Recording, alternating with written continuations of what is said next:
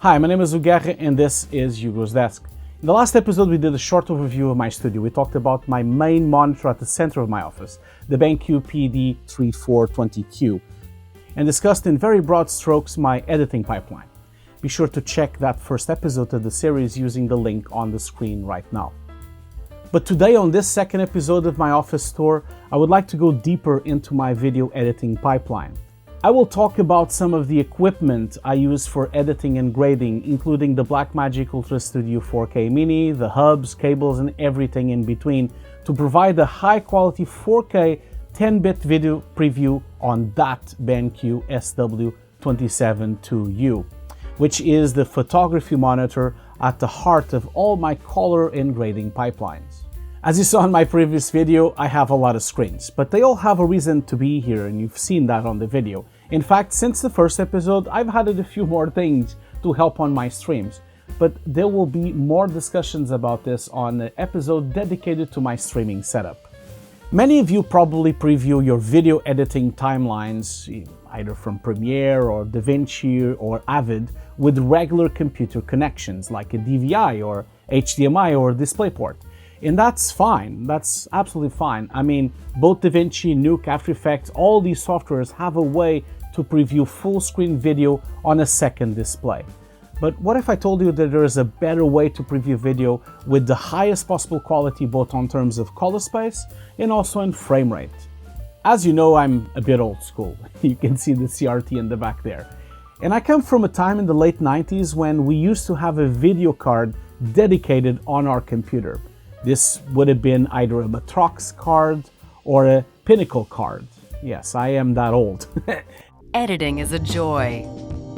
You work with 2 streams of video plus an animated graphic layer and perform an impressive array of sophisticated effects, all in real time, without rendering. All that real-time editing power gives you the time to experiment. There's no penalty for changing your mind. Everything happens instantly at full online quality. These cards would accelerate video preview in a regular computer, making it possible to play video in real time.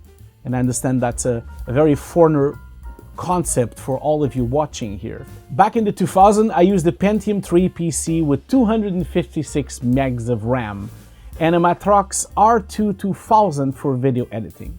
The PC was very weak, but the card would allow me real-time standard definition playback up to 30 frames per second, which was absolutely mind-blowing at the time. And by the way, this computer at the time cost almost $4,000, and it was weaker than my iPhone SE. It's incredible how cheap computers are these days compared to 25 years ago, let alone how powerful phones are these days. They are literally computers on our pocket. Fast forward to 2024, and almost any laptop can play HD video in real time, and some can even play 4K. So the necessity for a video card becomes less important. But for professional editing and grading, a video playback card has its advantages. Of course, long are the days of Matrox or Pinnacle. These days, most famously, the video playback cards are coming from Asia, Bluefish, and of course from Blackmagic, which is mostly what I use. But why do I use these old school video cards? Well, this is still the best way, to my knowledge, to control color space and have it independent from the operating system's color profile. Having a card allows me to have a proper Rec. 09 or a Rec. 2020 signal on my preview monitor.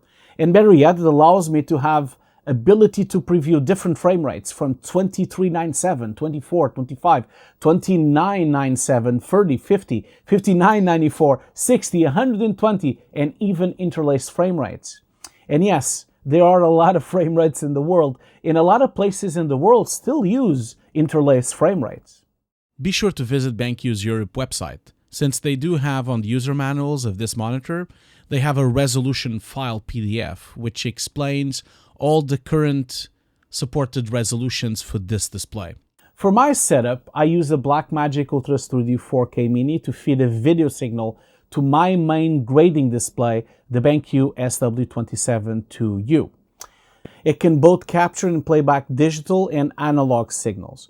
But you can use any card, to be honest, depending on what you need. Maybe you need HD, 2K, 4K, or even 8K. The prices vary substantially. They can be as low as $125 for a very tiny UltraStudio Monitor 3G, or it can be as high as an UltraStudio 4K Extreme 3 at the price of over $3,000. This card is HDMI 2.0, so it fully supports 10-bit and HDR previewing. I'll get back to that later. It also supports capturing video from SDI, from HDMI, and even analog component video signals and composite. I mostly use those connections for my older gaming consoles, and of course for VHS, Video 8, Mini DV, and Betamax. But more about that later. I will have another episode dedicated to my gaming setup and another episode to my retro gear. Some of these cards preview video only, but some of them also capture video. And I understand that this might be a foreigner concept to you, but sometimes you do need to capture video. For example, if you need to record high-quality gameplay from a game's console.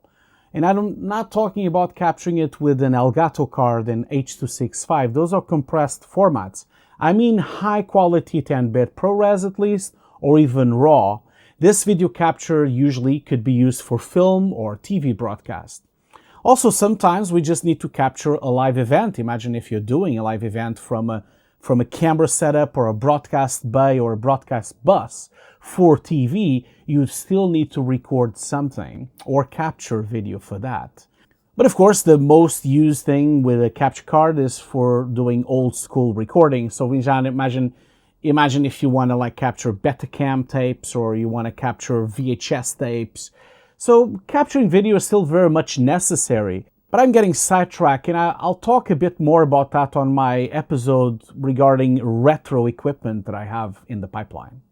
But how does this work? Now, at the core of the video signal that I'm sending to the BenQ SW272U is a DeckLink card. In this case, it's the UltraStudio 4K Mini. Now, I actually have also a Terranex Mini SDI to HDMI 8K. This is to have proper HDR scopes and SDR scopes and have full calibrated video signal because it allows me to use a calibrator and actually calibrate the output of the Blackmagic video. But again, this will be covered on another video where I go deeper into calibrations, scopes, and my color pipeline. Now, it's going to be incredibly difficult to showcase this studio, but I'm going to try my best by having a POV shot. And so this is kind of what you see if you were here working. You can kind of see that I've set this so that you see a little bit of everything, and then I can go through this in a more easy way. Now, in the middle, just like we discussed on Chapter 1, on Episode 1 of this series of the office tour, we talk about the BenQ PD2725U. That's my main monitor. It's a super wide monitor. I don't need to go into that monitor today. We've talked about extensively on Chapter 1, so just click on the link that is above right now and you can watch that video. Now, today it's all really about this one here, about that video there, and that's the SW272U. Before I go there, I just wanted to kind of guide you through how this is set up. Now, the best way to show you this is just show you this running. Go to the very beginning here, and I'm going to just play back this. So this is the Zeiss project, which I've been disconstructing on stream on Hugo's desk.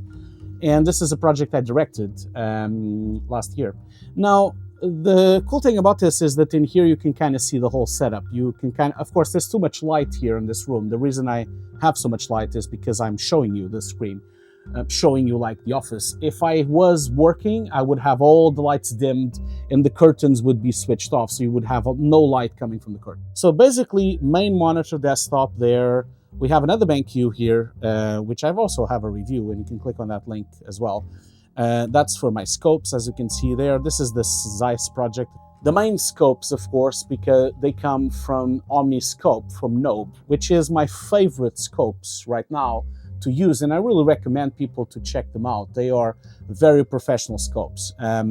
Now, this monitor here, which is the SW272U, This is a photography monitor, right? So we're going to discuss more about how I use it in photography on a later video. But this monitor here, the main reason I use it is because, of course, it's a 10-bit display, and it's a very accurate monitor with 100% Rexons 9, 100% sRGB, and so it displays a really good, high-quality version of whatever I'm editing. And in this case, I used it for grading. Now, I would not recommend this monitor to grade on HDR. I think it's not good enough for that, and in fact, it's normal because HDR monitors are so much more expensive, but still, you can still preview HDR on it, but we didn't use HDR on this specific project, so it wasn't really a big deal.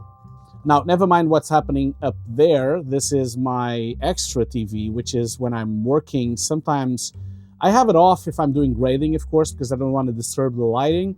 But I love Formula One and I love watching TV, and so, or the news, for example. So I usually often have that TV that's connected with a skybox, and I often have it on to watch Formula One races. In this case, I'm watching a race from 2015. And so, you know, I just like to have it on. It's just like a little company that I have there. And of course, below here, apologies, I need to take my microphone out of the way so that you can see a bit better.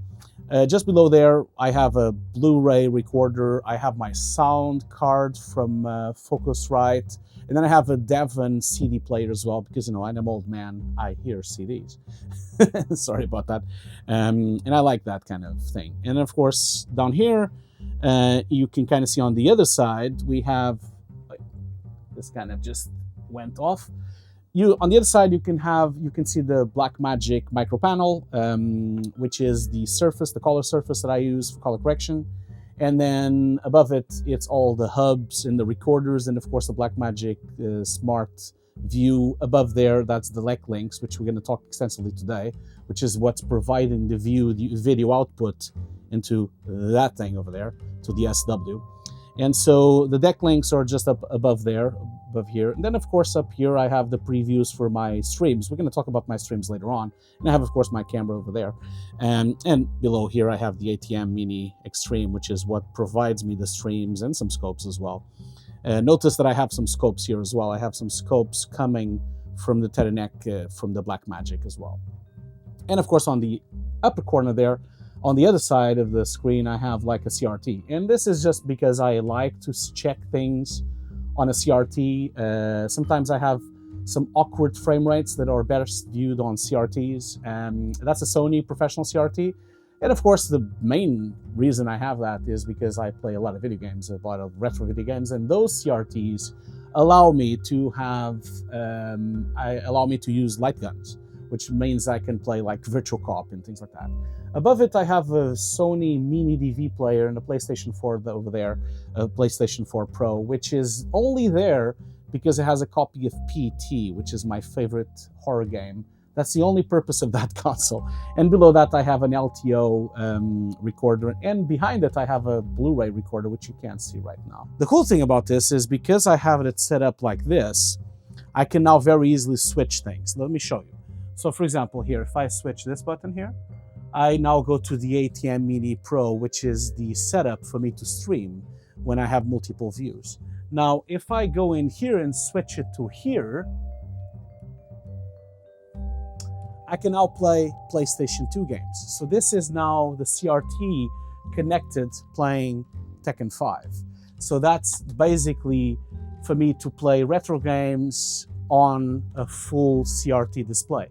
Now, if I go all the way to this side, on the SW272U, if I go here, for example, I can now switch to my PlayStation 5, for example.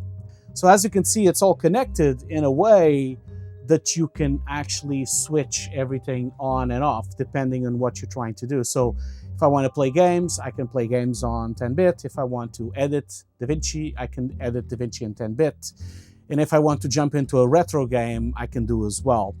Now, all those hubs are just helping me basically have a way to switch all these inputs into the same display. In this case, the SW272U, which is the main display I use both for editing and and playing games as well. And sometimes I even play retro games on this as well. You can still play retro games, but I have a setup for that, and I'll show that a bit later.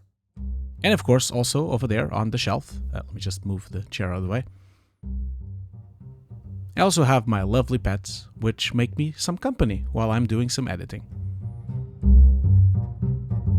If you need any help to pick a video playback card, please make sure you leave some comments below. I'm happy to share all my nerdy knowledge with you. I've used so many of these cards in the past that I think I know a lot about these cards these days. I've used Decklink cards, I've used Aja cards, I've used Matrox cards, I've used Pinnacle cards. I've been using them for 20 years now. For video previewing in DaVinci, Nuke, Final Cut X, I use the UltraStudio and an HDMI 2.0 grade cable to have maximum bandwidth. That way I can have full 10-bit preview when I'm grading and also editing.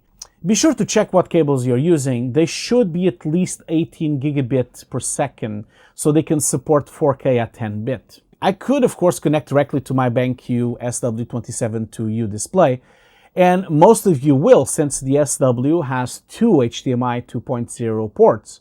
It should be enough, but because I have a lot of other sources that I want to connect to that display, I have it connected to a hub. This way I can play games on it, I can extend my desktop, and of course have the video playback all on the same display. But I will try to explain as quickly as possible this specific setup. It's really hard for me to show you this entire thing without showing you behind. So now this is shot with an 8mm lens. The whole idea with this is, of course, to show you the whole setup. Keep in mind though that if I was going to be doing color correction or editing, it would never be this bright inside this room. I would switch off my lights quite substantially. It's just for the purpose of the video, I have to have the lights on.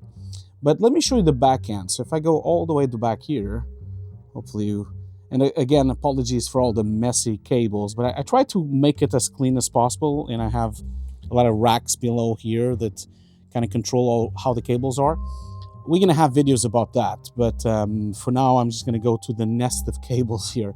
So this is the nest of cables that go from the Decklink, from the UltraStudio. So these are all the SDIs and the HDMIs that go all the way down to my recorders. And then you have HDMI hubs down here. Now these are the HDMI hubs that are distributing all the signals around my office. And of course, one of them is to the CRT here on the side. And of course the mini DV recorder, which I use to play all sorts of old cameras. And now these old cameras can range from these cameras here, like the Sony cameras, the 3D cameras that I have here, of course, and even older Mavica cameras as well, all the way to the cameras, the retro cameras I have up here, which are, basically a bunch of old school mini V recorders from the Canon XL1, the Canon XM HE, and a bunch of I'm going to do videos about all of these, but this is not what I'm going to do today. So let's continue here. All these HDMIs and SDIs go all the way down here, so they connect to multiple places. They first, of course, connect to my Mac Pro here, so I have a video card there inside as well. If I want to record, we will discuss what this little thing here is on the top. That's a converter from HDR to SDR. This is so I can play games on stream and still basically play them on HDR, but also have them in SDR during the stream. And below here, it all gets connected to, apologies for the dust. Again, keep in mind that this is a real office, so of course there is dust.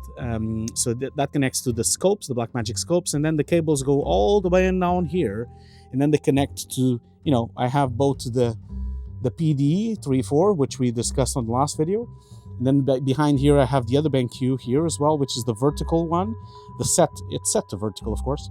And then all the way down here we have the monitor we're talking today, which is the SW272U. And of course up here I have the Sony 3D camera as well. And as you can see here, that's my camera for the streams. That's the Canon C100 Mark II, and that allows me to record while I'm playing games on this main SW monitor. And that's pretty much my setup. And of course on this side here I have another camera here. This is for my streams as well. This is a Blackmagic 6K. Now these cameras sound like they're an overkill for this, and they are definitely an overkill, but I'm using them, of course, they're set up so that I can take them out, you know, the Blackmagic Cinema here as well. All of them, you know, both the Blackmagic Cinema here and the C200 here, and of course the Blackmagic 6K here, all of them are rigged so that I can remove them at any time, you know, so they're rigged on a very procedural way so that when I film or I go out to on set, or if I go to another place to film, I can just unrig them really quickly, all of them, and just use them on other things. And of course on this side I have my gaming setup here, which we're gonna have a video just about that, you know, like, which is all my retro gaming consoles here, all of them.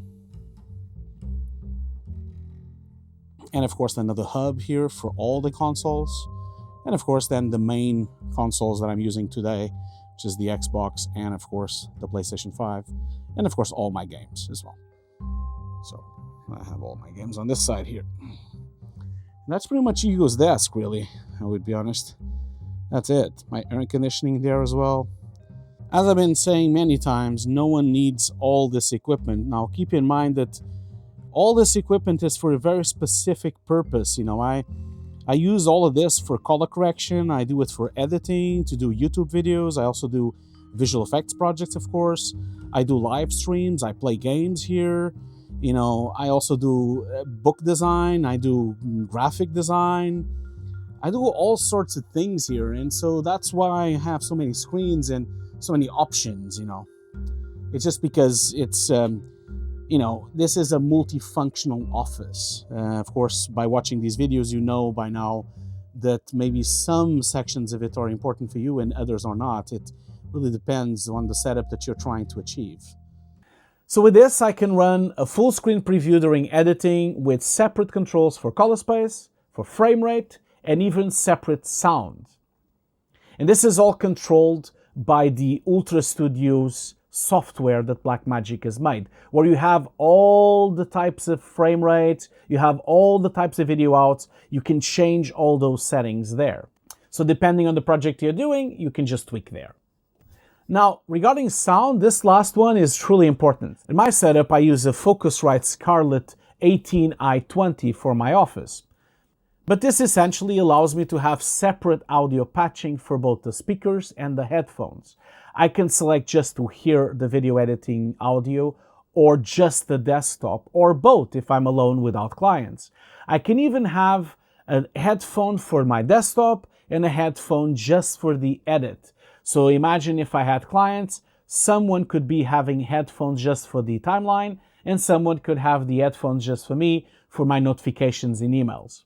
Because the BenQ SW272U is a photography monitor, it's very versatile in color profiles. It has 100% Rexon 9, which is the profile I use for most editing and grading projects. It also has 100% sRGB, which I use for legacy or web-based projects. It also has 99 Adobe RGB for photography, which is amazing, 99% DCI P3 for film, 99% display P3 for graphics, and of course HDR with HDR10 and HDR HLG. But you should not use this display to preview HDR grading. For this, you need to use a different type of monitor, which are much more expensive. There's other profiles which I don't use most, but it has also an M-Book profile to use with Mac laptops. It has a black and white profile, which is kind of cool if you're doing photography in black and white. And then the best part is it has 3 custom profiles for calibration. And those can be driven by the software that the BenQ SW27 brings. But why do I even need to use a display like this? Well, I picked this monitor for my setup because it can be hardware calibrated, which means I can load my color profile directly into the screen or on the hardware level using a 16-bit 3D LUT. For this, BenQ has created a software called Palette Master Ultimate, and I do use it to both calibrate and validate my display. I mean, this is why I'm using it, because I really always try to pick a hardware calibrated monitor. This way I know I can really be quite deep into the calibration of the monitor, and I can really have different calibrations for different deliveries that I'm doing. It's also patent validated and Kalman verified as well, which is the industry standard. As always with all my monitors, I check all profiles for accuracy before I keep a display. Using the iDisplay Pro Plus from Focusrite, I use the Palette Master Ultimate, the latest version as of November 2024, to calibrate my monitor. Now this tool is really cool because it has multiple presets. So as you can see, we can calibrate for photography Adobe RGB, for web design sRGB, web design display P3, Adobe RGB Softproof, Cinema P3 D65, Cinema DCI P3, and of course, one of the most important ones for this video and for my productions, video editing for Rec 709. The cool thing about this is that when you choose the preset of what type of delivery you're doing, as of, you know, if you're delivering a video or if you're delivering a web page or if you're delivering, you know, a book, for example, you choose the type of delivery, you then calibrate, and that calibration on hardware gets loaded and saved inside of one of the calibration templates that exist on the monitor. So there are 3 places, calibration 1, 2, and 3, where you can so that means that at all times you can have 3 calibrations that you have. So imagine if you're doing video editing and you're doing book publishing and you're doing also web, you could have, you know, a P3 calibration, a Rec 709 calibration, and an sRGB calibration, and you just, like, by clicking the menu, the Alt puck, you can just choose which one you want, and it automatically loads it, and it automatically changes the color profile on the operating system as well to match the monitor. Now, if I have anything that I would pick about this is that I would love to be able to rename the calibration names. So it is a shame that it says calibration 1, calibration 2, calibration 3. I wish I could just name it my own name. So imagine Rec 709 November 2024. I would have wished that it would have been easier. So this way, when I go through the menus, I can actually see which calibration I'm loading. Now, for the software from BenQ, I first went through and did the photography Adobe RGB calibration. And the results were really good. I mean, this is probably the best monitor I've ever had with Adobe RGB values. As you can see, on average, delta is 1.3. The luminance target was 120, and we got 118, so it was very close. In terms of the color temperature, the Kelvin of the monitor, it was for D65, and so the target was 6,500, and we got 6,524, so it was again very close. The next one I did was sRGB. Again, sRGB target luminance was 120. I got a result of 119, which was really good. Target of Kelvin white point was 6,500, and I got a result of 6,566, which was again very close.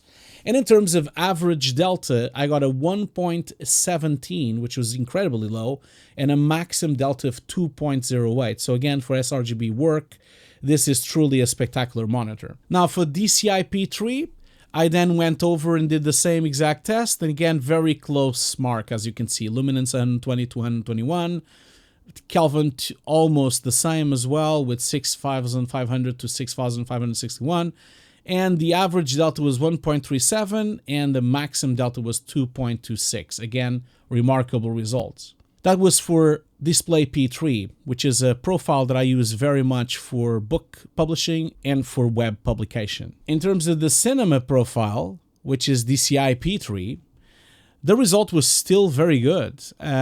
We got luminance target was 48. Again, of course, the luminance is very low because this is for cinema displays. And of course, on cinemas, we're in a very dark room.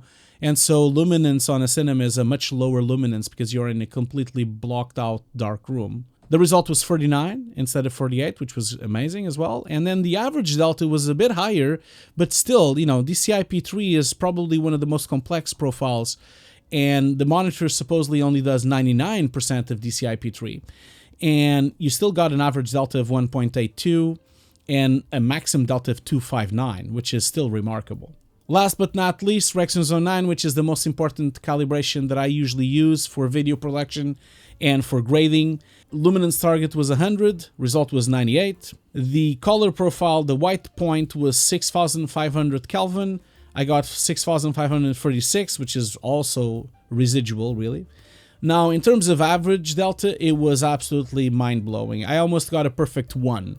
So I got a 1.09 of average delta and a maximum delta of 2.18. Now, I think that this is probably the lowest delta I've gotten on a BenQ monitor. As you can see, across the board, the monitor is absolutely outstanding. All the color profiles passed in flying colors, everything was below the average delta that it should be, and so this is a remarkable monitor. The only profile I didn't test was HDR, but HDR is not part of the Palette Master Ultimate, which I think is good because you should not be using this monitor for HDR grading. HDR grading is reserved for much more expensive monitors. But like I explained before, as much as I trust BenQ and as much I think they are very good at what they do, I will want to check all these calibrations on an independent software. So stay tuned for the next episode, for chapter 3, where we dive into photography, where I will open Kalman and test most of these profiles and see if we get the same results. Now this video is already running too long, so I will continue on the next episode, but this time I want to discuss the BenQ SW272U regarding a photography perspective, since it's a photographer professional monitor. I will also take the opportunity to discuss my gear around my DSLR cameras, my lenses, and my 360 cameras. All of this is the equipment that I use for my projects, and either for directing or visual effects, or of course as an on-set visual effects supervisor. As always, if you have any questions, please reach out below. And if you would like to buy a BenQ display, contact me, since I have a BenQ ambassador discount. I can offer you a 10% discount if you want, so just contact me. And that is it for today. Don't forget to subscribe, it's completely free. And it would really help the channel reach 100,000 subscribers so we can get certified on YouTube. That will mean so much to me. So anyway, thank you so much for watching. I'll see you next time.